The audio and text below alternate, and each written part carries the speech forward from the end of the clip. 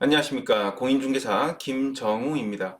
오늘은 월세나 전세로 살고 있는 집에 집주인이 바뀌었을 때 꼭 확인해 봐야 하는 내용들에 대해서 하나씩 살펴보겠습니다.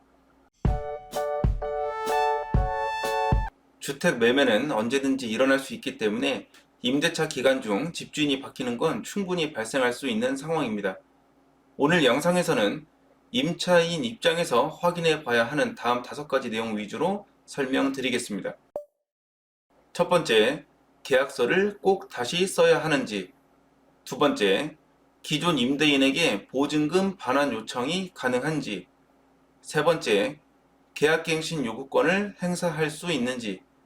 네 번째, 새 집주인이 보증금을 올려달라고 한다면 어떻게 해야 하는지.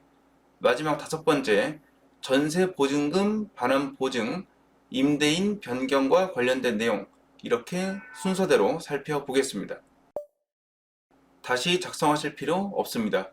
새 집주인은 주택을 매수하면서 임대인의 지위, 권리와 의무를 그대로 승계하기 때문에 기존 임대차 계약서의 효력이 동일하게 유지됩니다. 참고로 임대인 변경과 관계없이 기존 계약기간 종료 후 계약갱신 요구를 통해 계약이 갱신되는 경우에도 계약 내용에 변경이 없다면 계약서를 다시 작성하실 필요는 없습니다.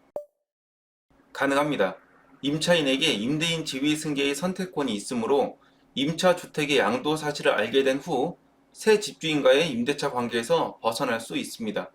즉, 세입자 입장에서 임대인 지위 승계를 거절할 수 있다는 뜻입니다. 이 경우 서면으로 집주인이 바뀌는 것에 대해 이의를 제기하고 보증금 반환을 요구할 수 있습니다. 계약을 해지하고 보증금 반환을 요구하는 개념이고요. 이 경우 기존 집주인의 보증금 반환 의무는 소멸하지 않기 때문에 보증금을 돌려받을 수 있게 됩니다. 이때 주의할 점은 새로 이사갈 집에 전입신고를 미리 하면 안 된다는 점입니다. 대항력과 우선 변제권을 유지해야 기존 보증금을 돌려받을 수 있기 때문에 이 점은 꼭 유념하시길 바랍니다. 가능합니다. 주택임대차보호법에 따라 1회에 하나여 계약갱신 요구를 행사할 수 있으므로 현재 집주인에게 계약갱신을 요구하시면 됩니다. 집주인이 바뀌기 전이라면 기존 집주인에게, 바뀐 이후라면 새 집주인에게 계약갱신 요구를 행사하시면 됩니다. 참고로 계약기간 종료 6개월 전부터 1개월 전까지의 기간에 계약갱신 요구가 가능하다는 점 참고하시길 바랍니다. 전월세 상한제에 따라 임차인이 계약갱신 요구를 하면 임대인은 5% 범위 내에서 임대료를 인상할 수 있습니다. 따라서 새 임대인은 보증금 인상을 요구할 수 있고, 이 경우에는 변경된 내용의 계약서를 작성하게 됩니다. 이때 계약서 작성 방법이 중요한데요. 기존 계약 종료 후 새로 체결하는 계약의 형태가 아닌 기존 계약의 변경 계약으로 작성하셔야 합니다. 기존 계약서를 잘 보관하고 기존 임대차 계약의 내용 일부가 변경되었다고 적는 거죠.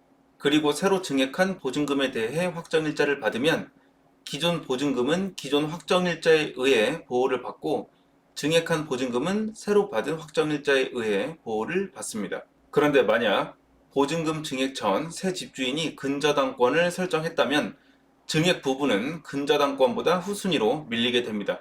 따라서 보증금 증액에 따른 변경 계약서를 작성하기 전에 등기부 등본을 확인해서 추가로 설정된 근저당권은 없는지 꼭 확인해 보실 필요가 있습니다. 전세 보증금 반환 보증 가입 이후 집주인이 바뀌었다면 해당 보증기관에 임대인 변경을 반드시 신청하셔야 합니다. 만일 허그에 전세 보증금 반환 보증에 가입하셨다면 은행에서 최초 보증 발급을 받은 경우에는 해당 은행에, 공사 영업지사에서 신청하신 경우라면 영업지사에 내방해서 임대인 변경 신청이 가능합니다.